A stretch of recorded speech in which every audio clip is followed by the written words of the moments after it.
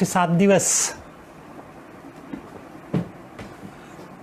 3 वेगवेगळ्या सत्रांच्या निमित्ताने आपण या फेसबुक लाईव्हच्या माध्यमातून भेटत होतो. आज कदाचित काही नवीन मित्र पण आपल्यासोबत जॉईन झालेले असू शकतात. त्या सगळ्यांना नमस्कार. मागच्या आठवड्यामध्ये आपण सकाळच्या सत्रामध्ये जे बघितलं ते आपल्या आयुष्याचं एक विजन डॉक्युमेंट तयार करण्याची एक्झरसाइज आपण केली वर्ष 2040ची, आणि त्यासाठी 2020मध्ये काय करायला पाहिजे त्याबाबतचा एक ॲक्शन प्लॅन पण तयार केला आपण. त्यावरती मला असं वाटते जे असतील त्या सत्रात माझ्यासोबत त्यांनी त्यावरती होमवर्क पण सुरू केलेलं असणार आहे. दुपारी 4 वाजताच्या सत्रामध्ये आपण डायबिटीस रिव्हर्सलबद्दल बोललो 7 दिवसांच्या सत्रामध्ये. त्या सत्रामध्ये जे लोक होते आपल्यासोबत त्यांना डायबिटीस हा औषधांशिवाय कसा बरा करता येईल, त्या संदर्भात काय करायला पाहिजे आपल्याला जीवनशैलीमधले फॅक्टर्स, तर त्याच्या संदर्भात आपण बोललो. आणि त्याच विषयावरती बऱ्याच लोकांनी उत्सुकता दर्शवली. तर काही निवडक लोकांना घेऊन आपण झूमवर एक सेशन चालू करतो आहे. आज दुपारी 4 वाजता ते झूमवरचं सेशन असेल. त्याची लिंक, मीटिंग ID आणि पासवर्ड मी दुपारी पाठवेल. जे लोक त्यामध्ये इंटरेस्टेड आहे त्या डायबिटीसच्या सेशनमध्ये जॉईन होण्यासाठी साधारणपणे एक आठवडाभर ते चालेल. रोजचा एक 40 मिनटाचा एक सेशन असा आठवडाभर. त्यामध्ये आपल्यासोबत अजून पण काही लोक जॉईन होतील आहे त्या सत्रामध्ये. आणि संध्याकाळच्या सत्रामध्ये आपण गेल्या आठवड्याभर बघितलं की निरोगी आणि अर्थपूर्ण जीवनशैली कशी असते, काय असू शकते त्याच्यामध्ये, आणि त्यासाठी आपल्याला काय करायला पाहिजे. आजपासनं एक जरा थोडा वेगळा आणि मोकळा, काय म्हणू आपण, जरा लूज स्ट्रक्चर असलेला विषय घेऊन मी परत तुमच्यासोबत गप्पा मारण्यासाठी येतो आहे. या विषय याचं टायटल झरा प्रेरणेचा असं दिलेलं आहे. प्रेरणा ज्याला आपण म्हणतो, मोटिवेशन, इन्स्पिरेशन, ते आपल्या सगळ्यांनाच पाहिजे असते आणि ते कुठून ना कुठून आपल्याला मिळत असते. इन्स्पिरेशन असेल, मोटिवेशन जर असेल तर ते आपल्याला काय म्हणू आपण की इग्निशनचं काम करते, गाडी सुरू करण्याचं काम करते. त्याच्यानंतर मेहनत तर आपल्याला करायलाच लागते, पण काहीही करण्यासाठी आपल्याला मोटिवेशन लागते. आता आपल्याला व्यायाम करायचा असला तरी मोटिवेशन लागते. आपल्या स्वतःचं म्हणजे मोटिवेशन 2 प्रकारचं असू शकतं. एक सेल्फ मोटिवेशन असते आतून आलेलं, आणि बरेचदा आपल्यापैकी बहुतेकांचं सेल्फ मोटिवेशनची काय म्हणू आपण त्याला पातळी जरा कमी असते. त्यामुळे आपल्याला जरा धक्का मारायला लागतो कोणीतरी गाडी सुरू होण्यासाठी. एकदा सुरू झाल्यावर भलेही चालत राहते आपली गाडी, पण सुरुवातीला मात्र आपल्याला धक्क्याची गरज असते. त्यामुळे जोपर्यंत आपण सेल्फ मोटिवेशनच्या पातळीपर्यंत पोहोचत नाही तोपर्यंत एक्सटर्नल मोटिवेशनचा आपल्याला उपयोग होतो डेफिनेटली. तर आणि ही प्रेरणा खूप महत्त्वाची गोष्ट आहे आयुष्यामध्ये काहीही करण्यासाठी. अगदी रोजच्या आयुष्यातल्या व्यायामासारख्या किंवा खाण्यापिण्याच्या सवयींपासून तर आणखीन काहीतरी आयुष्यामध्ये मोठं करण्यासाठी. मे बी करिअरमध्ये असेल, बिझनेसमध्ये असेल, विद्यार्थ्यांसाठी अभ्यासामध्ये असेल, आणखीन कशामध्ये असेल. आणि मोटिवेशन अशी गोष्ट नाही की एकदा मिळवलं आणि आयुष्यभर टिकते. आपल्याला ते परत जसं आपलं मोबाईलचं पॅक संपलं समजा, डेटा पॅक, की परत रिचार्ज करावं लागते. तसं मोटिवेशन पण आपल्याला परत परत सगळ्यांनाच गरज असते. माहिती, जशी तुम्हाला गरज आहे तशी मला पण गरज आहे. आणि म्हणून मग विचार केला की आपण आता या सत्रामध्ये मोटिवेशनच्या संदर्भामध्ये बोलू आता येणारे काही दिवस. आणि या ठिकाणी मी थिअरी नाही मांडणार आहे फारशी.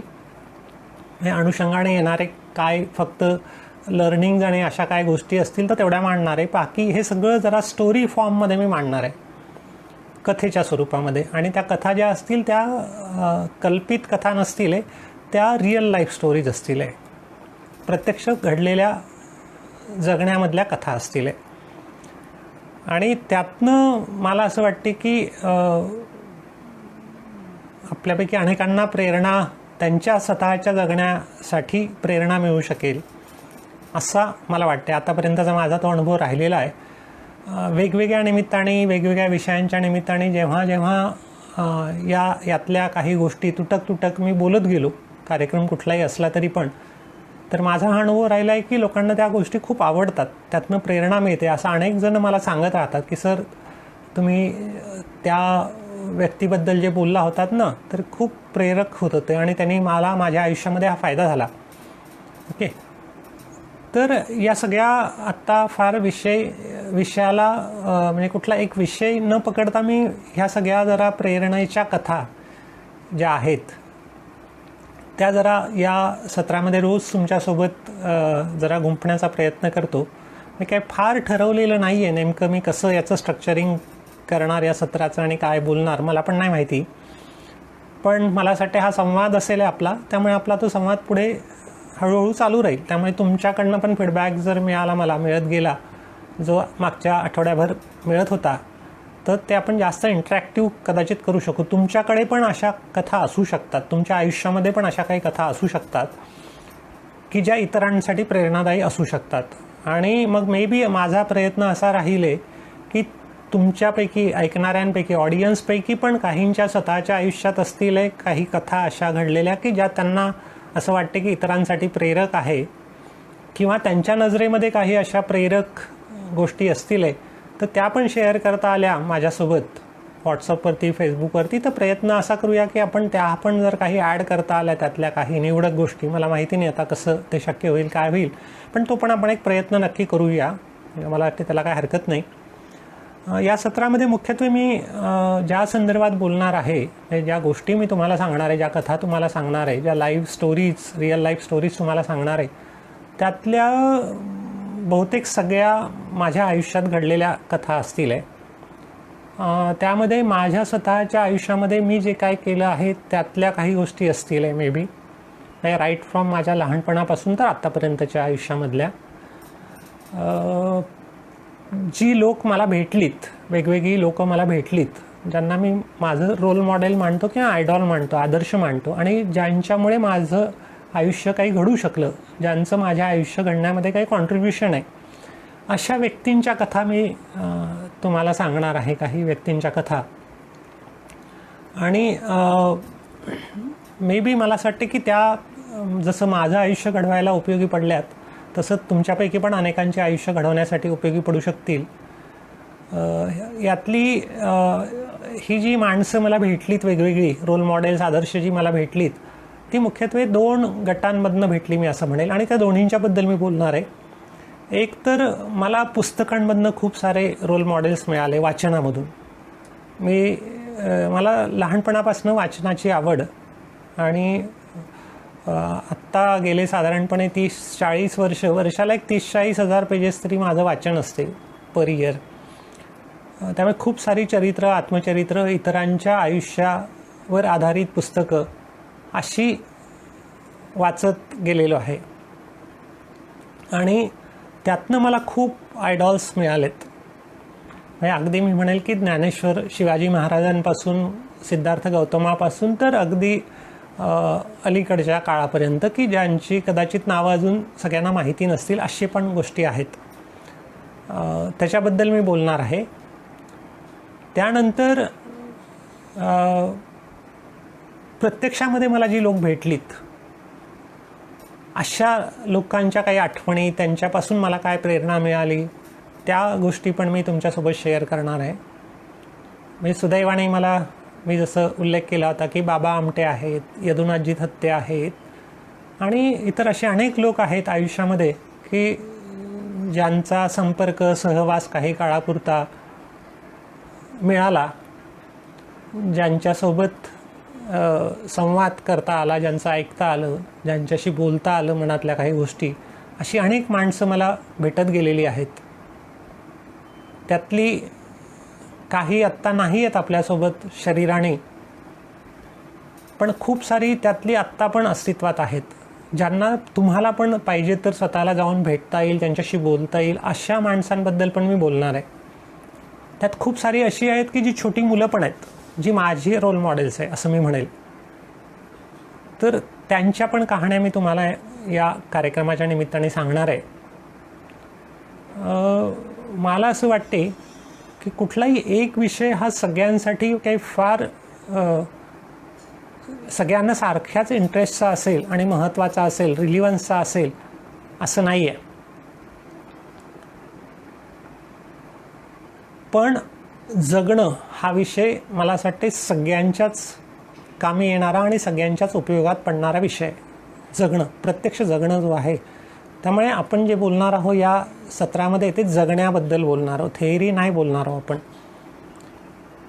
आमची जी प्रयास संस्था आहे आणि एक सेवांकुर नावाचा यूथ फोरम आहे. आम्ही जे काय कार्यक्रम करत आलो आहे, हे प्रयासला पण आता 26 वर्ष झाली, 25 वर्ष पूर्ण झाली.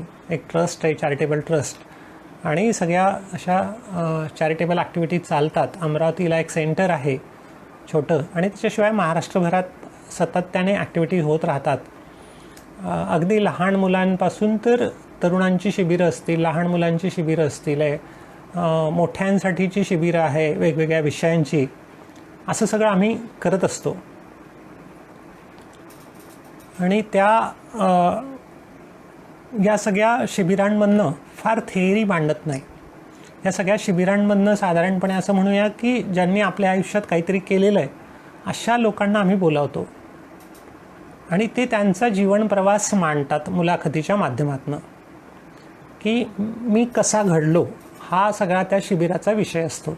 आमच्याकडे सेवांकुरची 3-3 दिवसांची शिबिरं होतात. तशी पण एक 20-25 शिबिरं झालेली आहे महाराष्ट्रात वेगवेगळ्या ठिकाणी, ज्याला 200-400 तरुण मुलं मुली महाराष्ट्रभरातले, आणि इव्हन काय म्हणू आपण त्याला प्रोफेशनल्स ऑल्सो, ते पण राहायचेत निवासी शिबिरांना.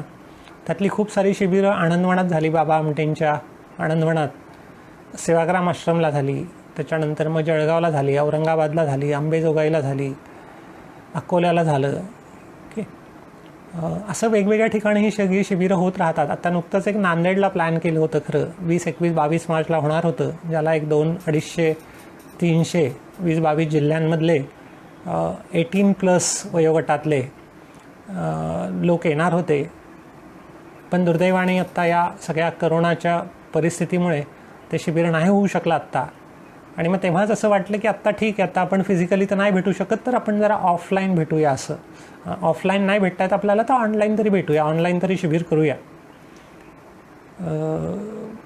तर अशी खूप सारी शिबिरं जी झालेली आत्तापर्यंत, या सगळ्या शिबिरांमधनं जवळपास 150 आयडॉल्स, वेगवेगळे रोल मॉडेल्स आलेले आहेत, आणि त्यांच्या मुलाखती, आणि त्यांनी भाषण नाही द्यायचं, त्यांची मुलाखत, जीवन प्रवास ज्याला म्हणूया, तो त्यांनी मांडायचा.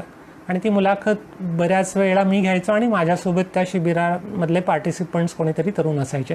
असे जवळपास एक 150 आयडॉल्स वेगवेगळ्या क्षेत्रातले, अगदी कॉर्पोरेट सेक्टरमधले असतील, ब्युरोक्रेसीमधले असतील, IAS अधिकारी, IPS अधिकारी, किंवा काय म्हणू आपण बिझनेस क्लासमधले असतील आहे, इथपासून तर शेतीच्या संदर्भात असतील आहे, स्त्रिया असतील, पुरुष असतील, मुलं असतील, तरुण असतील आहे, डिसॅबिलिटी ग्रुपमधले असतील आहे, अशा खूप वेगवेगळ्या सेक्टरमधले लोक.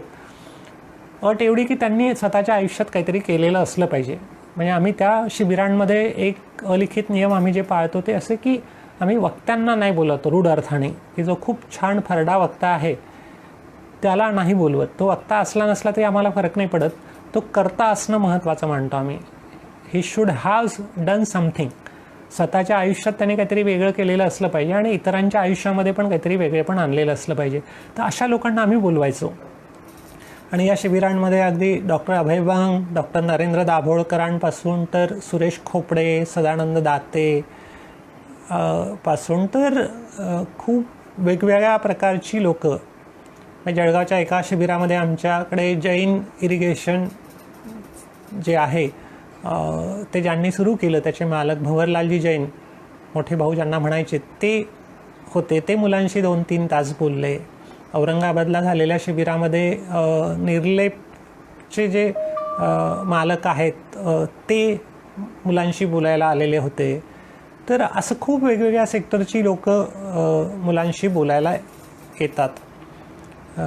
आणि त्यातनं जी प्रेरणा निर्माण होते, त्यातनं या सगळ्या शिबिरांमध्ये सहभागी झालेल्या अनेकांच्या आयुष्यामध्ये फरक पडला आहे. आणि आमचा एक छान तरुणांचा समूह की ज्यांना काहीतरी करायचं आहे आयुष्यामध्ये, अशा अशा तरुणांचा समूह महाराष्ट्रभराच्या स्टेट लेवल पातळीवरती, मी असं म्हणेल निदान राज्याच्या बाहेर पण काही लोक आहेत, पण राज्याच्या पातळीवर तर नक्कीच आहे. तर असा एक छान समूह त्यातनं निर्माण झाला आणि यातनं जी प्रेरणा जागवल्या गेली त्यातनं अनेकांच्या आयुष्यामध्ये खूप बदल झालेत आणि त्यातल्या अनेक लोकांनी आपापल्या ठिकाणी राहून काहीतरी करायला सुरुवात केली. आज जे शिबिरार्थी म्हणून एकेकाळी सहभागी झालेले होते, आज ते इतरांसाठी रोल मॉडेल ठरलेले आहेत, आदर्श ठरलेले आहेत. त्यांच्या पण गोष्टी मी काही तुमच्याशी बोलणार आहे या आपल्या आजपासूनच्या या फेसबुक लाईव्हच्या निमित्ताने. त्यामुळे यातल्या मेजॉरिटी लोकांना तुम्हाला स्वतः संपर्क करता येईल, फोनवरती करता येईल, प्रत्यक्ष त्यांच्याकडे जाता येईल, भेटता येईल आहे. तर त्या सगळ्यांच्या कहाण्या मी तुम्हाला या शिबिराच्या निमित्ताने सांगणार आहे. तर असे 150 लोक तर आमच्या सगळ्या शिबिरांमध्येच येऊन गेलेले आहेत. त्याच्यानंतर आमच्याकडे एक आम्ही बिघडलो तुम्ही बिघडा ना या नावाने एक कार्यक्रम व्हायचा. दर महिन्याला कुठल्या तरी अशा एका पर्सनॅलिटीला आम्ही बोलवायचो आणि त्यांची मुलाखत, प्रगट मुलाखत ज्याला आपण म्हणतो, ते मी घ्यायचो. आणि तो कार्यक्रम सेकंड सॅटर्डे इव्हिनिंगला अमरावतीला व्हायचा, संडे मॉर्निंग दुसऱ्या दिवशी सकाळी नागपूरला व्हायचा आणि संडे इव्हिनिंग त्याच दिवशी संध्याकाळी यवतमाळला व्हायचा. असं 3 जिल्ह्यांच्या ठिकाणी हा कार्यक्रम दर महिन्याला ठरलेल्या दिवशी, ठरलेल्या जागी, ठरलेल्या वेळी असायचा. तारीख, वेळ, जागा फिक्स असायची. येणारा जो कोणी असेल आहे रोल मॉडेल, ते कोणी ना कोणीतरी असायचं. म्हणजे असं नाही आहे की हा नाही आहे तर दुसरं कोणीतरी असेल आहे. आणि तसे 36 कार्यक्रम सातत्याने एकही महिन्याचा खंड न पडता या 3 शहरांमध्ये झालेले. त्या 36 लोकांच्या मुलाखती पण मी घेतलेल्या आहेत. त्यातल्या काही मुलाखती पूर्ण 2-2.5 तासांचा हा कार्यक्रम असायचा आणि त्या सविस्तर त्यांच्या सगळ्या जीवन प्रवासाच्या मुलाखती. यूट्यूबचं चॅनेल आहे आपलं, त्या चॅनेलचं नाव आहे प्रयास-सेवांकूर या नावाने यूट्यूबचं चॅनेल आहे. त्यामध्ये बऱ्याचशा मुलाखती ह्या अपलोड केलेल्या आहेत, त्याच्यावरती आहेत टाकलेल्या, त्या तुम्हाला बघता येतील. ते चॅनेल पण सगळ्यांनी जरा सबस्क्राईब करावं असं मी सुचवेल. प्रयास-सेवांकूर नावाने आहे ते चॅनेल आणि त्याच्यामध्ये या आम्ही बिघडलोमधल्या खूप साऱ्या मुलाखती त्याच्यामध्ये अपलोड केलेल्या आहेत. त्यातल्या व्यक्तींबद्दल पण मी बोलेल थोडक्यात या ठिकाणी. आणि मग सविस्तर पाहण्यासाठी तुम्हाला तर आहे. त्यातली अनेक माणसं अशी आहे की बा अशी माणसं आज पण जगामध्ये आहेत बा आणि जिवंत आहेत, अस्तित्वात आहे. याबद्दल जरा प्रश्न पडावेत आपल्यापैकी काहींना. अशा प्रकारचं त्यांचं जगणं आहे. अतिशय अफलातून आणि खूप वेगळ्या प्रकारचं आयुष्य जगणारी ही माणसं सगळी, जी शेकडो लोकांना, हजारो लोकांना प्रेरणा देतात त्यांच्या जगण्यामधून. तर त्या जगण्याबद्दल आपण बोलणार आहोत त्या सगळ्या संदर्भामध्ये. त्यानंतर एक आमचा सेवांकूर लिटिल चॅम्प्स नावाचा एक उपक्रम व्हायचा. आता इतक्यात नाही झालेला, पण साधारणपणे हा एक स्टेज शो, ज्याचे 20 ठिकाणी कार्यक्रम झालेले आहेत. त्यामध्ये मुख्यत्वे ज्यांच्या आयुष्यात खूप चॅलेंजेस आहे, खूप आव्हानं आहे, खूप अडचणी आहेत, अशी मुलं त्यांची कहाणी सांगायचे आहेत. असा तो स्टेज शोचा कार्यक्रम, एक साधारण 3-4 तासांचा तो कार्यक्रम संवादाचा. त्या कार्यक्रमाचं अँकरिंग पण मी करायचो, सूत्रसंचालन सगळीकडे. त्या कार्यक्रमाची पंचलाईनच अशी होती की काय म्हणू त्याला, जगण्यासाठी धडपडणारी मुले. मला जरा आता नेमकं आठवत नाही आहे पंचलाईन, पण अशी त्याची पंचलाईन होती त्याची, की ज्यांच्या आयुष्यात खूप आव्हान आहे. मग ते डिसॅबिलिटीमधले असतील आहे, ते HIV पॉझिटिव्ह असतील, ते अतिशय विपरीत परिस्थितीमध्ये असतील, ऑर्फन असतील, अशी मुलं ज्यांचं कुठेच नाव नाही आहे, ते सेलिब्रिटी नाही आहेत, ते रूढ अर्थाने वक्ते नाही आहेत. तर तशी मुलं जी हजारो लोकांना प्रेरणा देऊन गेलेले, त्यांच्या कहाण्या पण मी तुम्हाला सांगणार आहेत या सगळ्या कार्यक्रमाच्या निमित्ताने. यातले काही मी जसं म्हणालो तसं यूट्यूबवरती उपलब्ध आहेत, सगळे नाही आहेत, पण ते चॅनल एक सबस्क्राईब तुम्ही केलं तर उपयोगी राहिले. पण बहुतेक सगळ्या सगळ्यांचं व्हिडिओ फुटेज नक्कीच आहे आता आपल्याकडे. म्हणजे त्या मी जे म्हणालो सेवांकूरच्या शिबिरामध्ये पण जे 150 लोक येऊन गेलेले बहुतेक सगळ्या मुलाखतींचं व्हिडिओ फुटेज आहे. फक्त अनफॉर्च्युनेटली आम्ही जरा तिथे थोडंसं कमी पडलो की हे लगेच सगळं यूट्यूबला अपलोड करणं आणि येते, पण ती प्रक्रिया आत्ता सुरू केलेली आहे आपण. आणि त्याच्यामुळे आता हे सगळ्या मुलाखती सविस्तर झालेल्या की ज्याच्यापासून शेकडो लोकांना प्रेरणा मिळतील आहे, त्या सगळ्या आपण हळूहळू आपल्या या यूट्यूब चॅनेलवरती अपलोड करणं सुरू केलेलं आहे. म्हणून मी तुम्हाला म्हणालो की यूट्यूब तुम्ही चॅनेल सबस्क्राईब केलं तर त्या नोटिफिकेशन पण तुम्हाला येतील की आत्ता हा व्हिडिओ अपलोड झालेला आहे. त्यामध्ये अगदी आदेश बांदेकरांपासून ते मी म्हणालो तसं खूप वेगवेगळ्या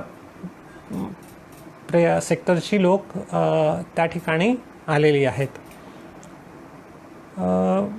हे सगळं यासाठी सांगतोय मी, आणि हा विषय मुख्यत्वे यासाठी आत्ता ऑनलाईन सुरू केलेला आहे. माझा अनुभव राहिलेला आहे की जगणं आपल्या सगळ्यांचा विषय आणि जगणं सगळ्यांना सारखं अपील होते. कदाचित माझ्या आयुष्यातले प्रश्न वेगळे असतील, माझ्या आयुष्यातले चॅलेंजेस वेगळे असतील, तुमच्या आयुष्यामधले चॅलेंजेस वेगळे असतील. आपल्या प्रत्येकाच्या आयुष्यात काही ना काही चॅलेंजेस आहे आणि ते चॅलेंजेसला आपल्याला फेस करायला लागते, त्याला काय पर्याय नसतो.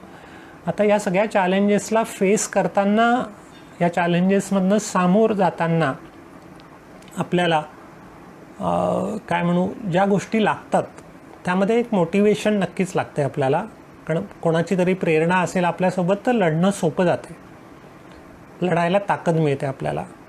दुसरं असं आहे की कुठल्याही चॅलेंजेसला सामोरं जाण्याची प्रोसेस जी असते, प्रक्रिया, ही काही मूलभूत गोष्टी त्यातल्या ह्या सारख्या असतात.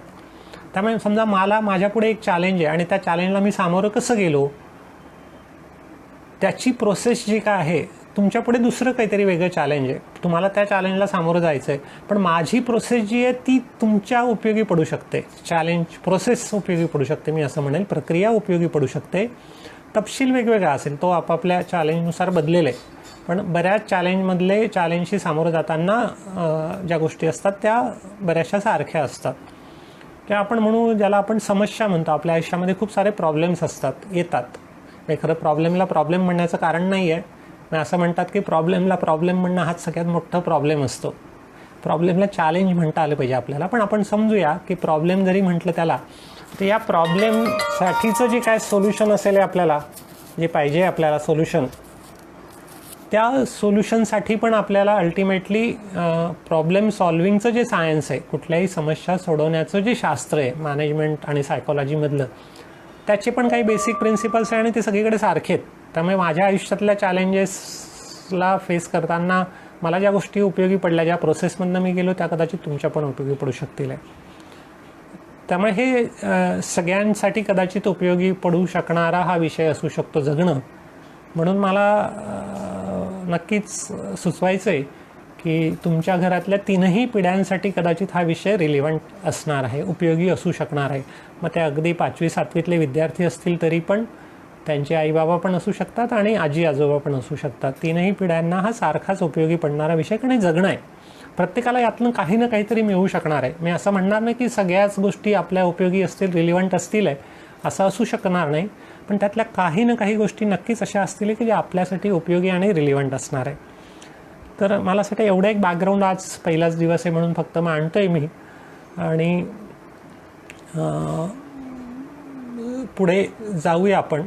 मी जसं सांगितलं की मी माझ्या आयुष्याची कथा पण सांगणार आहे. या निमित्ताने मी माझ्या आयुष्यामध्ये जे काय अनुभव घेतले, जे काय उपद्व्याप केले, मी असं म्हणेल, अगदी विद्यार्थी असतानापासून, कॉलेजला असतानापासून, आणि त्यातनं मला काय शिकायला मिळालं, त्यातनं माझ्या आयुष्यामध्ये काय बदल झाले, माझे मित्र स्वतःचे कॉलेजमध्ये असताना, कॉलेज बाहेरचे असतील आहे, ओके, इथपासून तर घरच्या बॅकग्राऊंडपासून ते पुढे मी जेव्हा कामाला लागलो 85 साली, एका छोट्या गावामध्ये 10 वर्ष राहिलो, 1200 वस्तीच्या गावामध्ये, अमरावती जिल्ह्यातल्या. त्याच्यापूर्वी सुरत जिल्ह्यामधल्या एका छोट्या आदिवासी गावामध्ये वर्षभर राहिलो. त्या ठिकाणी पण काही प्रयोग केलेत. त्यामुळे मी माझ्या आयुष्यामध्ये जे काय प्रयोग केले, उपद्व्याप केलेत, त्या कहाण्या पण मी तुम्हाला सांगणार आहे. त्यातल्या काही निवडक कहाण्या सांगणार आहे. त्यानंतर मग मी एका तालुक्याच्या ठिकाणी 12 वर्ष राहिलो, अमरावती जिल्ह्यातल्या चांदूर बाजार तालुक्याच्या ठिकाणी. आणि त्याच्यानंतर आत्ता गेले साधारणपणे 13 वर्ष झाले की अमरावतीला राहतोय. तर असा हा सगळा जो काय प्रवास आहे माझ्या आयुष्याचा. आत्ता माझं वय पुढच्या महिन्यात 7 मेला, येणाऱ्या 7 मेला 59 पूर्ण होतील माझे. 7 मे 1961 ही माझी जन्मतारीख आहे. त्यामुळे या 59 वर्षाच्या प्रवासातली काही निवडक क्षण जे मला असं वाटतात की कदाचित तुमच्या पण उपयोगी पडू शकतील. लर्निंग्ज माझे, केलेले उपद्व्याप, मला भेटलेली माणसं, मला हाती लागलेली काही सूत्र म्हणूया जगण्यासाठीची, ती सगळी अशी फार त्याचं असं क्रमबद्ध ह्या सगळ्या गोष्टी असतील असं पण मी म्हणणार नाही. फ्लो जसा चालेल आपल्या गप्पांचा त्या स्वरूपामध्ये ते सगळं मांडण्याचा मी प्रयत्न करणार आहे. तर सुरुवात करूया. कदाचित काही गोष्टी याच्यापूर्वीच्या सत्रांमधनं पण माझ्या बोलण्याच्या ओघातनं आलेल्या असतील, त्यामुळे काही गोष्टींचं मे बी कदाचित रिपिटेशन पण होण्याची शक्यता राहील आहे. पण ठीक आहे, मला असं त्याने फार बिघडणार नाही आहे, कारण दरवेळेस बरेचसे नवीन मित्र आपल्यासोबत असतात, ऑडियन्समध्ये जोडल्या गेलेले असतात. त्यामुळे काही गोष्टींचं कदाचित पुनरुक्ती होणं तो एक दोष असू शकतो, पण त्यातनं कदाचित आणखीन हायलाईट पण काही गोष्टी होऊ शकतात, म्हणून त्या सांगूया. बेसिकली माझी सुरुवात जी काय आहे, मी जसं म्हणालो की 1961 हे माझं जन्माचं वर्ष आहे. माझा जन्म जो आहे तो विदर्भाचं एक टोक असलेलं सिंदखेड राजा, बुलढाणा जिल्ह्यातलं गाव जे आहे तिथे झालेला. सिंदखेड राजा हे जिजाऊंचं माहेरघर, शिवाजी महाराजांचं आजोळ, मामाचं गाव. आणि माझं सौभाग्य असं की जिजाऊंचा जन्म ज्या राजमहालात झाला तो राजमहालाची मागची बाजू मला माझ्या घरातनं दिसते. आमचं जे घर आहे त्या ठिकाणचं तिथनं मला ती मागची बाजू दिसते. हार्डली एक काय म्हणू 100-150 मीटर अंतरावरती मागची बाजू आहे. हे सौभाग्य आहे असं मी म्हणेल. अशा ऐतिहासिक ठिकाणी जन्माला येता आलं असं म्हणूया.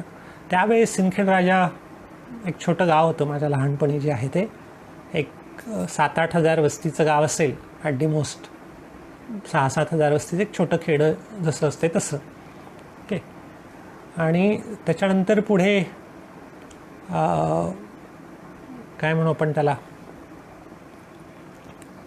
तिथेच शिकलो सगळं. आणि त्या सगळ्या 10वी-12वीपर्यंत तिथेच शिक्षण झालं. माझ्या घरचं बॅकग्राऊंड जे आहे ते पण सांगतो मी. माझ्या घरी वडील जे आहेत माझे ते 9वा वर्ग 10वा वर्ग पास पर्यंत शिक्षण घेतलेलं. मूळ आमचं देऊळगाव राजा बाजूचं गाव जे आहे ते. पण काहीतरी माझ्या वडिलांच्या काळामध्ये, त्यांच्या काय म्हणू सुरुवातीच्या काळामध्ये ते घरातनं बाहेर पडले. आणि घरातनं बाहेर जेव्हा पडले तेव्हा त्यांच्याकडे काहीच नव्हतं, सगळं निगेटिव्हमध्ये होतं. म्हणजे मला जे काय माहिती आहे ऐकून त्या सगळ्या गोष्टी. तर अगदी सुरुवातीला डोक्यावरती कपड्याचे गठ्ठे घेऊन गावोगाव ते विकत फिरायचं. म्हणजे इथून त्यांच्या आयुष्याची सुरुवात झालेली. हे सगळं माझ्या जन्माच्या आधीच्या गोष्टी आहेत थोड्याशा. आणि तिथून सुरुवात होऊन मग पुढे त्या छोट्या खेड्यामधलं एक काय म्हणू एक डिपार्टमेंटल स्टोअरसारखं छोटंसं जे काय असते ते, की सगळ्याच गोष्टीत साधारणपणे आमच्याकडे दुकान होतं. आणि दुकानामध्ये सगळ्याच गोष्टी उपलब्ध असायच्या. अगदी औषधं, कपडा, हार्डवेअरपासून तर बाकी पण बऱ्याच गोष्टी, जनरल स्टोअरसारखं किराणा आणि असं सगळं होतं. वडील ते सांभाळायचे दुकान. म्हणजे वडील पण अभ्यासामध्ये हुशार होते, पण मला असं वाटते की त्या काळातलं काय कदाचित त्या पद्धती असतील, घरामधले जे काय वातावरण असेल त्याच्यामुळे त्यांना पुढे नाही शिकता आलं. कदाचित नाही तर ते शिकले असते तर आणखीन काहीतरी वेगळं आयुष्यात करू शकले असते. पण मग त्यांनी व्यवसायामध्ये ते आले आणि त्यांना काय म्हणू उपजीविकेसाठी जो संघर्ष कदाचित त्या वयात करावा लागला सुरुवातीच्या काळात, ते सगळं खरं आमच्या डोळ्याच्या आडच्या गोष्टी होत्या, म्हणजे माझ्या जन्माच्या आधीच्या गोष्टी असतील किंवा सुरुवातीच्या काळातल्या असतील, ज्या मला फारशा आठवत नाही पण ज्या ऐकून माहिती आहेत थोड्याफार. त्यामुळे ते बॅकग्राऊंड असं म्हणेन मी. आई माझी 4था वर्ग शिकलेली. माझी आई ह्या खरं 3 बहिणी, त्यांना सख्खा भाऊ नव्हता, त्यामुळे मला सख्खे मामा नाही आहेत पण चुलत मामा भरपूर आहेत. आई माझी मेहकरची. आई पण 4था वर्ग शिकलेली. आणि मग त्या बॅकग्राऊंडमध्ये आमच्या घरामध्ये आम्ही 4 बहिणी आणि 2 भाऊ, 6 लोक आम्ही, 6 लोकांचं कुटुंब. 2 बहिणी माझ्यापेक्षा मोठ्या, नंतर मी, मग 2 बहिणी परत लहान आणि 1 भाऊ सगळ्यात लहान, असं एक 6 लोक आम्ही. आमच्याकडे समोर दुकान आणि मागे राहणं असं साधारणपणे स्वरूप होतं घरातलं. माझ्या वडिलांच्या संदर्भामधल्या काही गोष्टी मला ज्या वाटतात महत्त्वाच्या, आणि कदाचित त्यांच्याकडनं माझ्याकडे तो वारसा आलेला असेल. माझे वडील खूप प्रयोगशील होते, म्हणजे फार जास्त त्यांना नाही शिकता आलं, संधी नाही मिळालं, तरी पण ते प्रयोगशील जरूर होते. खूप सारे इनोव्हेशन्स याला म्हणूया, खूप साऱ्या गोष्टी नव्याने पहिल्यांदा जर कोणाच्याकडे आल्या असतील तर त्या छोट्या खेड्यामध्ये आमच्याकडे आलेल्या. म्हणजे मला आत्ता आठवते त्यानुसार बायोगॅस पहिला कदाचित आमच्या गावातला आमच्याकडे घरी तयार केलेला वडिलांनी त्या काळात, किंवा कदाचित तेव्हा हे जे गॅसचे सिलेंडर जेव्हा आले होते, LPG गॅस, तो नाही मिळायचा त्या काळात एवढ्या सहजासहजी, तर प्रॉबॅबली तो पण गॅस कदाचित आमच्याकडे पहिल्यांदा आलेला असावा. असा नवीन काहीतरी करत राहण्याचा त्यांना छंद होता. अगदी गाई म्हशींपासून तर सगळ्याच गोष्टींचे प्रयोग त्यांनी आपल्या आयुष्यात केलेले. हे सगळे दुर्दैवाने त्यांना काय म्हणू आपण त्याला, की उपजीविकेसाठी जो संघर्ष करावा लागला त्याच्यामुळे त्यांना पुढे पुढे त्या सगळ्या गोष्टींची सवय झाली. आणि मग एकेकाळी गरज होती सुरुवातीच्या काळात, पण पुढे नंतरच्या काळामध्ये तेवढी गरज राहिली नाही उपजीविकेची, की थोडं स्थिर स्थावर व्हायला लागलं. आणि एक लोअर मिडल क्लास ज्याला म्हणूया खेड्यातलं बॅकग्राऊंड असणारं तसं आमचं घर झालं. पण त्या वयामध्ये ज्या काही सवयी झालेल्या होत्या त्या पुढे नाही बदलता आल्या फारशा, त्यांना माहिती नाही. पण माझ्यासाठी कायम ते एक उदाहरण राहिलेलं आहे. म्हणजे पुढे आम्हाला असं वाटायला लागलं, की मी जेव्हा कॉलेजला शिकायला आलो किंवा शिक्षण पूर्ण झालं तेव्हा असं वाटायचं की आता वडिलांनी आता जरा थांबावं, आता फार मेहनत करू नये, थोडासा आराम करावा, थोडं हिंडावं फिरावं, इकडे तिकडे जावं. पण दुर्दैवाने मी असं म्हणेल की त्यांना ते नाही जमलं. कारण सवय आयुष्यभर कष्ट करण्याची सवय होती, स्वतः काहीतरी करण्याची सवय होती. पैसा मिळवणं ही गरज होती एकेकाळी, आणि त्याच्यामुळे पैशांच्या भोवती ज्याला म्हणूया असा तो जो काय एक हळूहळू तशा प्रकारचं प्रोग्रॅमिंग होऊन जाते. आणि मग तो फोकस होतो आयुष्यातला. आणि त्यामुळे मला आणि कदाचित आमच्यापैकी अनेकांना, घरच्या लोकांना वाटायचं की यांनी आता जरा थांबलं पाहिजे, आराम केला पाहिजे, असलेल्या गोष्टींचा जरा उपभोग पण घेतला पाहिजे. आता तेवढी गरज नाही राहिलेली आपल्याला उपजीविकेची कदाचित, पण ते त्यांना नाही जमलं, कधीच नाही जमलं. आणि ती माझ्यासाठी मला असं वाटते एक उदाहरण ठरलं, वडिलांचं रोल मॉडेल. मला असं वाटलं, माहिती नाही, पण एकदा पैसा हातात यायला लागला आणि माणूस त्या पैशाच्या चक्रामध्ये अडकला तर त्यातनं बाहेर पडणं जरा अवघड जाते मे बी. हे मला असं वाटतं मी जर शिकलो असेल तर माझ्या वडिलांच्याकडे पाहून शिकलो. आणि मग मी माझ्या आयुष्यामध्ये ठरवलं की मला पैशांच्या चक्रामध्ये नाही अडकायचं स्वतःला. पैसा हा अडकवून ठेवणारा आहे असा माझा समज झाला. चूक बरोबर काय असेल मला माहिती नाही, पण मला जे काय वाटते ते मी जरा मोकळेपणाने तुमच्या सगळ्यांसोबत ओपनली जरा शेअर करू इच्छितो, त्याला लेबल न लावता. म्हणजे that was the real fact, मला असं वाटलं. आणि त्यांच्याकडे पाहून मग मला असं वाटलं की नाही, मला पैशांच्या मागे नाही लागायचं, कारण पैसा अडकवतो माणसाला. आणि म्हणून काय म्हणू, थोडंसं रिपल्सिव्ह ज्याला म्हणूया कमावण्याच्या संदर्भामध्ये, की पैसे गोळा करून ठेवणं आणि श्रीमंत होणं पैशाने, याच्याबद्दल एक थोडासा तिटकारा माझ्या मनात निर्माण झाला. ते मुख्यत्वे वडिलांचं उदाहरण डोळ्यापुढे असल्यामुळे असं मी म्हणेल.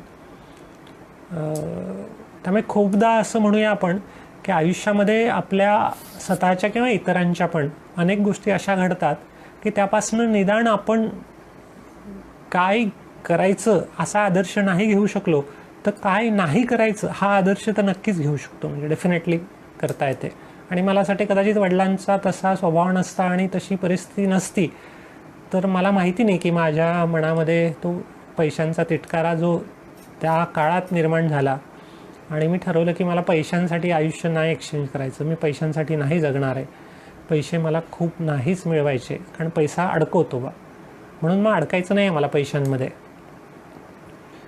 आणि म्हणून मग कदाचित मला असं वाटतं की माझा MBBS नंतरचा जो काय प्रवास थोडासा वेगळ्या वाटेने झाला त्याला प्रेरणा जी असेल ती कदाचित वडिलांचं उदाहरण असेल. म्हणजे मला असं वाटते ही गोष्ट आत्ता अशा प्रकारे सगळ्यांच्या पुढे पब्लिकली फेसबुक लाईव्हमधनं कदाचित मी पहिल्यांदा बोलतो आहे. म्हणजे माझ्या घरच्यांना पण मला माहिती नाही, त्यातले पण काही लोक ऐकणारे असतील, कदाचित त्यांच्याशी पण ह्या सगळ्या गोष्टी कधी ओपनली शेअर केल्या असतील असं नाही. पण आत्ता मला असं वाटतं या सगळ्या जीवन प्रवासाच्या निमित्ताने जे काय लर्निंग्स माझ्या आयुष्यात घडले ते जरा तुमच्याशी शेअर करावे ओपनली असं मला वाटते. चूक बरोबर काय काय असू शकतात त्याच्यात, तो काही भाग नाही आहे. म्हणजे मी जे म्हणतो आहे ते बरोबर आहे आणि ते योग्य आहे आणि तसंच असायला पाहिजे असा माझा मुळीच आग्रह नाही. जे घडलं आहे त्यातनं मला जे काय वाटलं, जे काय लर्निंग झाले ते फक्त मी तुमच्यासोबत शेअर करतो आहे. म्हणजे हे काय कोणी फॉलो करण्याची अजिबात गरज नाही आहे. पण जर असं तुम्हाला वाटलं कदाचित तर कदाचित काहींना असं वाटू शकते की हे बा माझ्यासाठी पण रिलेव्हंट आहे, काहींना असं वाटेल की माझ्याशी काय रिलेव्हंट नाहीच आहे, त्यामुळे ते सोडून देता येऊ शकते. समजा तो भाग नाही येते आपल्याला. तर हे जे उदाहरण घडलं ते असं झालं माझ्या आयुष्यामध्ये. वडिलांचं शिक्षणामध्ये फार आग्रह होता, म्हणजे त्याच्यामुळे त्यांनी आम्हाला सगळ्यांना जरा शिकवण्यासाठी प्रयत्न केलेतच केलेत आणि शिकण्यासाठी मग सगळ्या सोयी उपलब्ध करून देणं. म्हणजे मला आठवते अगदी की बा मी जेव्हा 5वी 7वीत असताना पण त्या काळात जे काय असेल बा की बुद्धिमत्ता चांगली राहण्यासाठी जरा बदामाचा शिरा उपयोगी पडतो असं वाटत असून अगदी स्वतः सकाळी उठून घरामध्ये तो बदामाचा शिरा बनवायला लावणं आईला आणि तो आग्रहाने देणं आम्हाला सगळ्या. अशा छोट्या छोट्या गोष्टी ज्या आहेत त्या त्यांनी केलेल्या सगळ्या. म्हणजे या निमित्ताने आत्ता वडील नाही राहिलेले आहेत माझे, तर या निमित्ताने मी त्या सगळ्या गोष्टी जरा परत आठवण्याचा प्रयत्न करतो आहे आणि त्या सगळ्या जरा जाहीरपणे तुमच्या सगळ्यांशी शेअर पण करतो आहे. मी एकदम 3ऱ्या वर्गामध्ये ॲडमिशन घेतली. 1ली 2रीची परीक्षा दिली तेव्हा अशी पद्धती होती की 1ली 2रीची परीक्षा एकदम देऊन एकदम 3ऱ्या वर्गामध्ये ॲडमिशन घेता येत होती. आणि माहिती नाही पण फॉर्च्युनेटली अभ्यासामध्ये बरा होतो. तेव्हा आमच्याकडे एक शिक्षक होते प्राथमिकला, जिल्हा परिषदची शाळा होती, प्रायमरी शाळा, त्या शाळेमध्ये शिकलो. आणि त्या शाळेचे एक शिक्षक जे आहेत ते होते आणि ते माझ्याकडे यायचे. म्हणजे थोडं त्यांच्यासोबत काय म्हणू आपण त्यांना शिकवणीसारखं असं घरगुती संबंध होते, त्याच्यामुळे त्यांच्यासोबत शिकायचो. आणि मग त्यांनी सांगितलं की हा मुलगा हुशार आहे तर याला आपण 3रीमध्ये टाकूया एकदम. त्यामुळे मी 6 वर्षाचा असतानाच 3ऱ्या वर्गात ॲडमिशन घेतली आणि त्याच्यामुळे 16व्या वर्षी 12वी झालो, वयाच्या 16व्या वर्षी 12वी झालो. आणि मग मेडिकल कॉलेजला जेव्हा ॲडमिशन घ्यायची वेळ आली 12वी नंतर मला मिळाली GMC नागपूरला ॲडमिशन. पण GMC नागपूरला ॲडमिशनसाठी MBBSला ॲडमिशनसाठी 17 वर्ष पूर्ण पाहिजे असतात मिनिमम. माझी 16च होते तेव्हा, कारण मी 1 वर्ष आधीच 12वी झालेलो असल्यामुळे. म्हणून मग मला 1 वर्ष जरा उशिरा जॉईन करावं लागलं मेडिकल कॉलेज. 1 वर्ष मग घरचं दुकान सांभाळलं आणि पुढे गेलो. लहानपणची त्या वर्गातली एक गोष्ट आठवते मला. तेव्हा 4थीच्या स्कॉलरशिपच्या परीक्षा सुरू झालेल्या होत्या बहुधा आणि मी त्या परीक्षेला बसलो होतो. आणि त्याच्यामध्ये जे काय तयारी चालू होती तर एक प्रश्न मला आत्ता पण आठवतो आणि ज्याच्याबद्दल मला शाबासकी मिळालेली होती. म्हणजे तुम्ही म्हणाल की आता यात पण काही शाबासकी मिळवण्यासारखं आहे का, पण मला मिळाली होती. की असा प्रश्न होता की एका झाडावरती 3 पक्षी होते आणि एक शिकारी होता. त्याने बंदुकीतनं 1 गोळी मारली, ती एका पक्षाला लागली. ओके, तर किती पक्षी शिल्लक राहिले झाडावरती, असा काहीतरी प्रश्न होता. आणि मला असं वाटतं की मी त्याचं उत्तर बरोबर दिलं होतं. म्हणजे किती उत्तर असेल याचं तुम्ही पण टाकू शकता कॉमेंटमध्ये.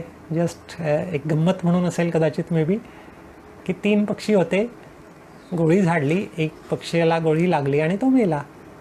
तर किती पक्षी शिल्लक राहिले झाडावरती नाही, असा प्रश्न अगदी साधा सोपा. कदाचित आता तुम्ही खूप हुशार असणार आहे, म्हणजे माझ्या काळात त्या काळातली आमची पिढी जी आहे ते अशा प्रकारचं एक्सपोजर आम्हाला नसल्यामुळे माहिती नाही, पण मेजॉरिटी लोकांचं उत्तर जे असायचं ते 2 पक्षी शिल्लक राहिले. बरोबर आहे, 3 पक्षी होते, एकाला गोळी लागली तो मेला आणि 2 पक्षी शिल्लक राहिले. पण आत्ता जसं कॉमेंटमध्ये उत्तर आलं आहे 0, तर हे 0 उत्तर त्यावेळेस देणाऱ्या मुलांची संख्या जवळपास नसल्यासारखी होती. आता बहुतेक सगळ्यांनी 0 उत्तर दिलं आणि that is the right answer. आणि त्याच्या मागचं लॉजिक जे काय होतं म्हणजे मला माहिती नाही, पण त्या काळात कदाचित लॉजिक तेवढं डेव्हलप झालेलं नसेल खेड्यातल्या मुलांमध्ये, पण माहीत नाही. पण मी 0 उत्तर दिलं होतं आणि त्याच्याबद्दल माझं कौतुक झाल्याचं मला आठवते अगदी त्यावेळेस. कारण गोळी मारली, त्या गोळीच्या आवाजाने सगळे पक्षी उडून जाणार आहेत की, म्हणजे इतका एक साधा प्रश्न आहे. तर त्याचं उत्तर त्यावेळेस मला देता आलं.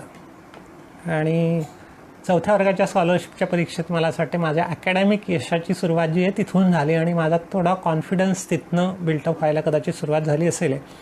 4थ्या वर्गाच्या स्कॉलरशिपच्या परीक्षेमध्ये जिल्ह्यामधनं जी काय मेरिट लिस्ट निघायची त्या मेरिट लिस्टमध्ये मी होतो 4थ्या वर्गाच्या स्कॉलरशिपच्या परीक्षेत. कारण अदरवाईज माझी पर्सनॅलिटी नावाची काही गोष्ट नव्हती, अगदी किरकोळ बारीक दिसायला असं सगळं होतं. कॉन्फिडन्स नावाची गोष्ट नाही, संवाद कौशल्य नाही, बुजलेला. माझी आई नेहमी म्हणायची मला अगदी 10वी-12वीपर्यंत, हा एवढा नेंबरट आहे की याच्या नाकावरची माशी हलत नाही, एवढा नेंबरट. असं साधारणपणे माझं सगळी पर्सनॅलिटी होती त्या काळातली. जिल्हा परिषदच्या शाळेत 4थ्या वर्गापर्यंत शिकलो आणि त्याच्यानंतर मग आमच्याकडे एक जिजामाता विद्यालय म्हणून शाळा होती, त्या शाळेमध्ये 5वीपासून तिकडे आलो शिकायला आणि मग 10वीपर्यंत तिथेच शिकलो.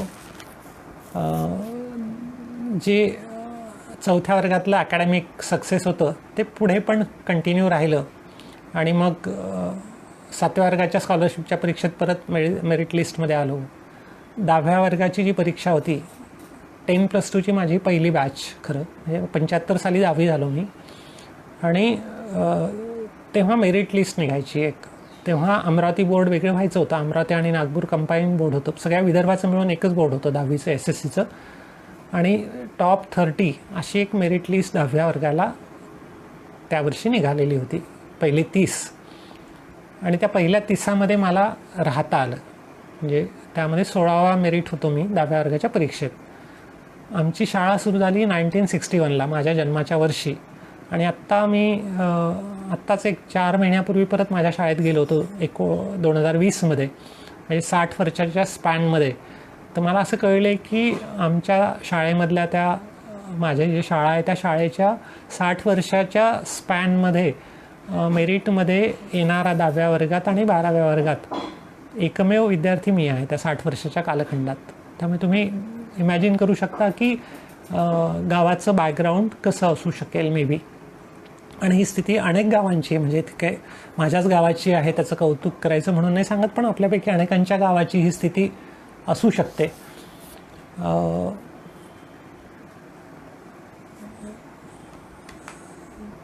त्यामुळे आपल्यापैकी अनेकांच्या कहाण्या अशासारख्या असू शकतात आणि मला असं वाटते त्या पण इतरांसाठी प्रेरणादायी असू शकतात. आत्ता धनंजय मोरे आपल्यासोबत आहेत, मागच्या आठवड्याभर पण ते आपल्यासोबत होते. त्यांच्या वडिलांची कहाणी कुणा एकाची धरणगाथा नावाने पुस्तकाच्या स्वरूपात प्रकाशित आलेली. अतिशय गरिबीचं आयुष्य त्यांचं आणि त्यांनी जो काय संघर्ष केला, जे काय समाजासाठी केलं स्वतःच्या घरासाठी न करता, त्या सगळ्या गोष्टी त्या कुणा एकाची धरणगाथा नावाच्या पुस्तकामध्ये आलेलं आहे असं त्यांनी आत्ता सांगितलं आहे.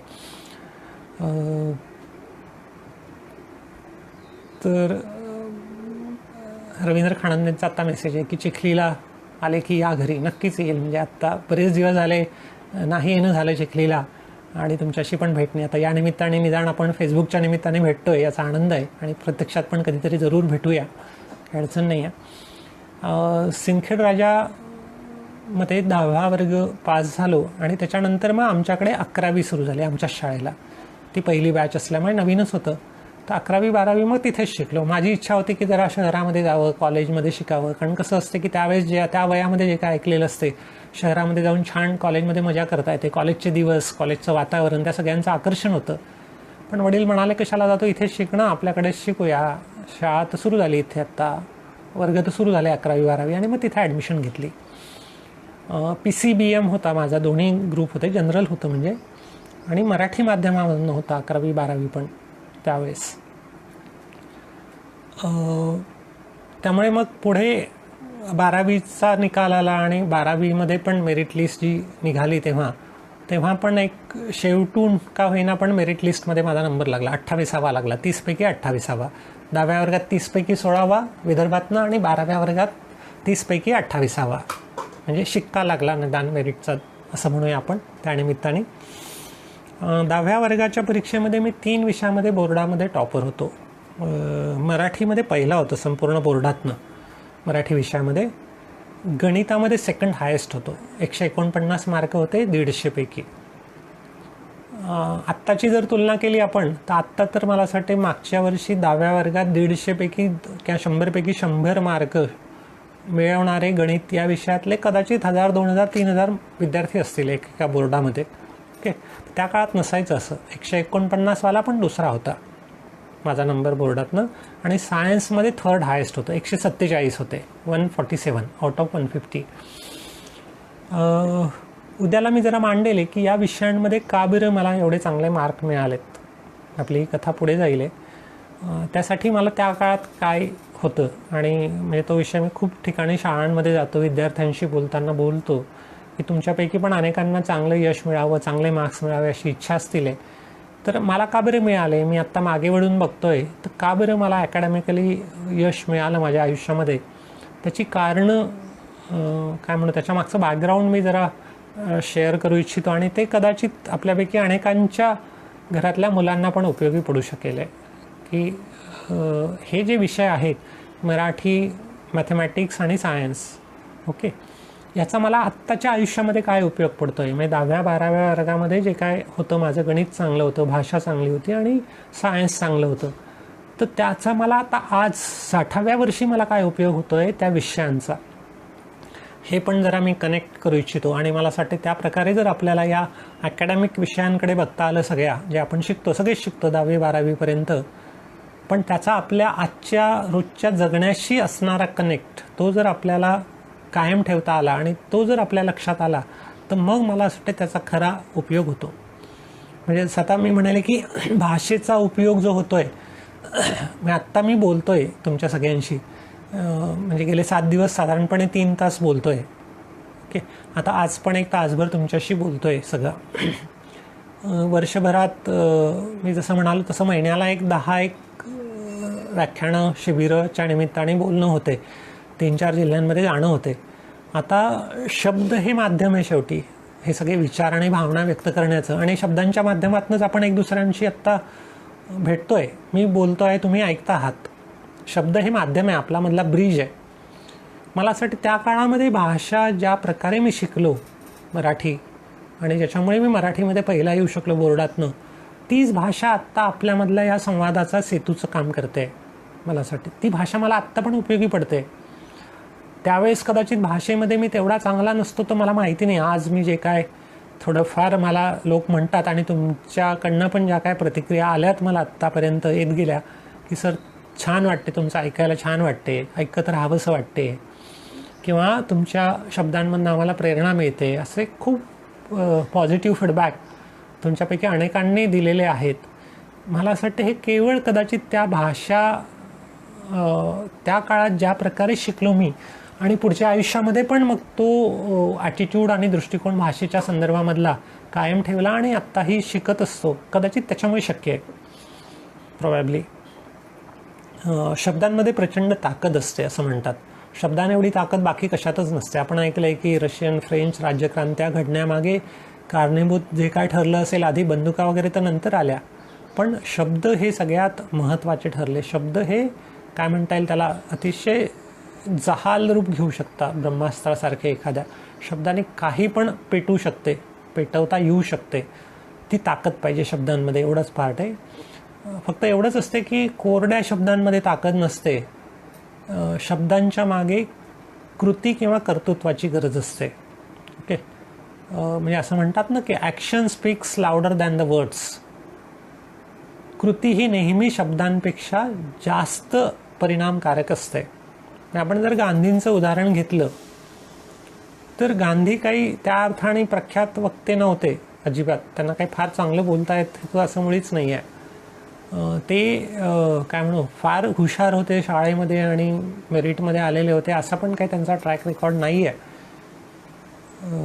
खूप गुणसंपन्न होते लहानपणापासून असं पण नाही आहे. पण तरी त्या पंचाधारी गांधीच्या एका शब्दाच्या खातीर हजारो लोक लाठ्या खेळायला घराच्या बाहेर पडायचेत. आपलं शिक्षण, वकिली, डॉक्टरकी, नोकरी सोडून काय वाटेल त्या हाल अपेष्ट्या सहन करण्यासाठी समोर आलेत केवळ शब्दांच्या खातीर. आणि हे कुठेही काय म्हणू आपण त्याला, हे नसताना, शब्दांवरती तशी कमांड नसताना, कारण त्यांच्या शब्दांमागे कर्तृत्व होतं, कृती होती. कृती ही जास्त महत्त्वाची असते. आत्ताच अनंतकुमार खेडकरांनी आपल्याला टाकलं आहे कॉमेंटमध्ये, मुर्दे जगा दू शब्द से मैं शब्दों की खैरात हूँ. राष्ट्रसंत तुकडोजी महाराजांचं हे काय ह्या ओळी आहेत. मुर्दे जगादू शब्द से म्हणजे मेलेल्या माणसाला पण जिवंत करण्याची ताकद शब्दांमध्ये असू शकते. मैं शब्दों की खैरात हूँ. शब्द वाटण्याचं काम करतोय फक्त मी, की नाही. मला असं वाटते माझ्याकडे पण काय आहे आत्ता जे काय करतोय ते फक्त शब्दच आहेत, दुसरं तर काही नाही आहे. खूप जास्त नाही, फक्त एवढंच आहे की खूप जास्त नाही पण थोडंफार त्याला काय म्हणू करण्याची जोड नक्कीच आहे. म्हणजे मी असं मुळीच म्हणणार नाही की नुसते शब्द हा काही भाषेचा फुलोरा नाही आहे. म्हणजे की असं पाठ करून सुभाषितं आणि असे सगळे पेरण्याचा अजिबात प्रयत्न नाही. आपल्याला अनुभव असेल बरेचदा काही सूत्रसंचालक जे असतात खूप छान सूत्रसंचालन करतात. बरेचसे वक्ते जे आहेत त्यांच्या सगळ्या वक्तृत्वामध्ये काय म्हणू आपण त्याला की खूप सारे अलंकार, जोश, शेरोशायरी आणि असं काय काय ठासून भरलेलं असते. खूप टाळ्या त्यांच्या सगळ्या बोलण्याला मिळतात निश्चितच, म्हणजे त्यांच्या सगळ्या वक्तृत्वाला सलाम आहे. पण मला असं वाटते आपण जर अनालिसिस केलं त्याचा की त्याचा इम्पॅक्ट किती झाला, शेवटी खूप टाळ्या मिळाल्या पण शेवटी घरी गेल्यानंतर शिल्लक किती राहिलं दुसऱ्या दिवशी, त्याचा अनालिसिस केलं तर मला असं वाटते की अशा फुलवणाऱ्या, ज्याला म्हणून जिथे शब्दांचा फुलोरा आहे फक्त आणि ज्याला कृतीची जोड नाही आहे बोलणाऱ्याच्या जगण्यामध्ये, तर त्या शब्दांचा तात्कालिक प्रभाव आणि परिणाम भलेही होईल आहे पण दीर्घकालीन परिणाम आणि प्रभाव नाही होत. त्यासाठी जगण्यामध्येच त्या गोष्टी असणं ह्या जास्त महत्त्वाच्या असतात. आणि ते गोष्ट जास्त महत्त्वाची. त्यामुळे माझा प्रयत्न हा राहिलेला आहे निदान माझ्यापुरता की मी जे काय बोलतो आहे त्या दिशेने माझं जगणं असलं पाहिजे. म्हणजे मी असं म्हणत नाही की मी जे काय बोलतो आहे ते सगळंच्या सगळं माझ्या जगण्यामध्ये आहे, अजिबात नाही, माझा दावा नाही आहे. पण त्याच्या विरुद्ध निदान नसावं, त्या दिशेने असावं आणि जेवढं जमते मला तेवढं त्या दिशेने असा एक प्रयत्न जरूर आहे. म्हणजे मी काय कोणी संत महात्मा नाही आहे, एक सामान्य तुमच्यासारखाच एक सामान्य व्यक्ती आहे. माझ्याकडनं पण खूप साऱ्या काय म्हणू त्याला चुका होत राहतात, माझ्या खूप साऱ्या मर्यादा आहे, बऱ्याचसं प्लस मायनस आयुष्यामध्ये घडत असते. आणि त्यामुळे सगळ्या गोष्टी मी जे काय बोलतो त्या सगळ्याच मला करता येतात असं नाही आहे. पण त्या दिशेने मात्र नक्की असतो, त्याच्या विरुद्ध नसतो, एवढं नक्कीच सांगायला आवडेल आहे मला. आणि मग हा सगळा जो शब्दांचा प्रवास आहे तो खूप महत्त्वाचा वाटतो. शब्द हे आयुष्य बदलण्यासाठी उपयोगी पडतात. त्यामुळे मी ठरवलं की आत्ता माझ्याकडे काय हे देण्यासारखं जगाला कदाचित, तर मी जे काय शिकलो, जे काय अनुभवलं, जे काय वाचनामधनं मला मिळालं, जे काय मला लोक भेटले त्यातनं मिळालं आणि ज्याने माझं आयुष्य समृद्ध झालं असं मला वाटते आधीच्या तुलनेमध्ये, तर हे मला वाटायचं आहे. फक्त एवढंच, म्हणजे तेवढंच भांडवल आहे माझ्याकडे, आणखीन तर काही वेगळं भांडवल नाही आहे. मी काय अशी उठून कोणाला फार मदत केली बा असं नाही आहे. म्हणजे आमच्या ट्रस्टच्या प्रयास संस्थेच्या मार्फत ज्या काय थोड्याफार ॲक्टिव्हिटीज करतो आम्ही त्या करतो, म्हणजे नाही असं नाही काही. पण मला असं वाटतं त्यापेक्षा शब्दांच्याद्वारे ज्या काय गोष्टी होतात त्या जास्त दीर्घकालीन परिणाम करणाऱ्या ठरतात. आता मी जसं म्हणेल, आता करोनाचं वातावरण आहे सगळीकडे, निराशा आहे थोडीशी, अनिश्चितता आहे सगळी, की कधी संपणार माहिती नाही. आत्ता जसं आज सकाळी बहुतेकांनी टी व्ही पाहिला असेल की अमेरिकेतली स्थिती ती आपल्यापैकी खूप साऱ्या लोकांच्या छातीमध्ये धडकी भरवणाऱ्या अशी परिस्थिती आपल्याला दिसते आजूबाजूला. आणि असा प्रश्न येतो की अमेरिका, इटली, स्पेनसारखे, इंग्लंड, फ्रान्स, जर्मनीसारखे देश जिथे तोंड नाही देऊ शकले तिथे आपलं कसं होणार आहे. कुठेतरी अनिश्चितता, भीती, अँझायटी, अशा सगळ्या निगेटिव्ह फीलिंग्स आणि विचार आपल्या मनात यावेत यासाठी अतिशय पोषक वातावरण सगळीकडे आजूबाजूला आहे या करोनाच्या निमित्ताने. आणि ते सगळं आपल्यापर्यंत वर्तमानपत्र, टी व्ही, फोन या सगळ्या माध्यमातून त्याच गोष्टी आपल्यापर्यंत पोहोचत आहेत.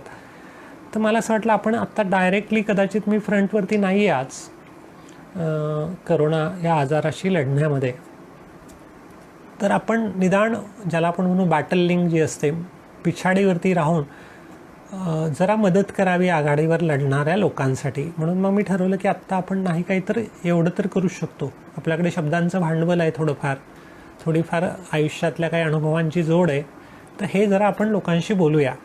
किती लोक ऐकतील, किती लोकांना याचा उपयोग होईल मला माहिती नाही, पण मलासाठी या निमित्ताने मी माझ्या सगळ्या आयुष्याचं पुनर्विलोकन ज्याला म्हणतो आपण, आढावा घेणं, रिफ्लेक्ट बॅक, ते करतो आहे. आणि कदाचित मग मला माझ्या पुढच्या आयुष्यासाठीची दिशा ठरवण्यासाठी कदाचित हे सगळं रिफ्लेक्शन मला उपयोगी पडू शकते. आणि हे तुमच्याशी बोलत असताना मग मी माझ्या स्वतःशी पण बोलतो आहे, हा मला फायदा आहे वाटतो आहे. तर मला वाटतं की आत्ता इथपर्यंतचा प्रवास आपण ऐकला. या ठिकाणी थांबता येईल कारण तासभर जवळपास झालेला आहे. तसंच एक 50-60 मिनिटाचं आपलं सत्र असणार आहे. उद्या याच्या पुढचा प्रवास आपण करूया. आणि मी जसं म्हणाल तसं काही फार क्रमबद्ध बोलेल असं पण मला वाटत नाही, कारण मी काय असं फार ठरवलेलं नाही, स्ट्रक्चर्ड नाही आहे. त्यामुळे मध्ये मध्ये असं जरा पटकन उडी घेईल कदाचित, लहानपणची एखादी गोष्ट आणि आत्ताची एक गोष्ट असं पण असू शकेल. पण मलासाठी जे काय वाटते प्रयत्न असा राहील माझा की अशा गोष्टी फक्त मांडण्याचा प्रयत्न करेल की कदाचित त्या इतरांसाठी रिलिव्हंट असू शकतील, ऐकणाऱ्यांसाठी, तुमच्या सगळ्यांसाठी, आणि कदाचित त्या उपयोगी असू शकतील असं मला वाटते. म्हणजे तुमच्या फीडबॅकमधून मला जास्त चांगलं कळेल तर तो उपयोगी होऊ शकेल. आणि तुमच्या निमित्ताने परत मला माझ्या आयुष्याकडे पुन्हा एकदा मागे वळून पाहण्याची संधी मिळते याचा आनंद व्यक्त करतो. यासाठी तुमच्या सगळ्यांच्या प्रति कृतज्ञता व्यक्त करतो. आणि उद्या परत आपण 10:30 वाजता भेटूया. तुमच्या काय अपेक्षा असतील या सत्राबद्दल तर त्या पण जरूर सांगा, त्याचा पण आपण विचार करूया. आता रोजचं एक सत्र फक्त असणार आहे 10:30 वाजताचं. त्याच्यानंतर काही निवडक लोकांसाठी मी जसं म्हणालो की आमच्याकडे ज्या प्रशिक्षण वर्कशॉप्स होतात वेगवेगळ्या विषयांवरचे, तसे काही प्रशिक्षणं आता ऑनलाईन, कारण येणाऱ्या 4-6 महिन्यात कदाचित असं ऑफलाईन किंवा फेस टू फेस प्रशिक्षणं आणि शिबिरं कदाचित शक्य होणार नाही. त्यामुळे आपलं आता ऑनलाईनच्या माध्यमाकडेच जावं लागणार आहे. त्यामुळे झूमवरती वगैरे आम्ही जे वेगवेगळे विषय घेतो त्या सगळ्या विषयांच्या बाबतचा आत्ता प्लॅन तयार करतो. आणि तसे काही वर्कशॉप्स जे कदाचित तुम्हाला त्यामध्ये सहभागी होता येऊ शकेल. त्याच्यामध्ये अँगर अँड इगो मॅनेजमेंट आहे, अँकरिंग आणि पब्लिक स्पीकिंग असू शकेल आहे, त्यामध्ये लिडरशिप अँड मॅनेजमेंट असेल आहे, डायबिटीस रिव्हर्सलचा आपण आज सुरू करतो आहे, इव्हन ओबेसिटी कंट्रोल, वजन कसं कमी करायचं त्या संदर्भातलं असू शकेल, किंवा मी जे म्हणालो ते इंडिव्हिज्युअल मेंटॉरिंग, एकेका व्यक्तीला त्याच्या स्वतःच्या आयुष्यामध्ये काय बदल आणि कसा करायचा, तर लाईफ कोचिंग ज्याला म्हणतात, जे मी स्वतः मागे केलेलं आहे आणि मला त्याचा फायदा झाला, तसं इंडिव्हिज्युअलसाठी. तर असल्या काही गोष्टी ऑनलाईन पद्धतीने आपण सुरू करतो आहे झूमवरती, व्हॉट्सअपवरती, व्यक्तिगत आणि छोट्या ग्रुपसोबत. आणि त्याशिवाय एक असं ओपन सेशन जे असेल जे फेसबुक लाईव्हचं, ते आपलं आत्ता कंटिन्यू राहील आहे लॉकडाऊनचा पिरियड असेपर्यंत, तुम्हाला कंटाळा येईपर्यंत मी म्हणेल, आणि माझ्याकडचा स्टॉक संपेपर्यंत कदाचित आपण भेटत राहूया. सगळ्यांना परत शुभेच्छा. या ठिकाणी थांबूया. नमस्कार. हा फेसबुक पेज माझं लाईक करा, इतरांपर्यंत ते पोहोचवा. व्हॉट्सअप याचं मी सांगितलं, ज्यांना आणखीन जरा इंटरेस्ट आहे या सगळ्या वर्कशॉपच्या बाबत, त्यांनी व्हॉट्सअपला, माझ्या व्हॉट्सअप नंबरला तुमचे कॉन्टॅक्ट डिटेल्स देऊन ठेवा. म्हणजे मी ते जेव्हा अनाऊन्स करेल ते आत्ता, एक पुढच्या 2-3 दिवसामध्ये ते अनाऊन्स करेल तर ती माहिती तुमच्यापर्यंत येऊ शकेल. सर्वांना शुभेच्छा, शुभदिन, धन्यवाद, नमस्कार.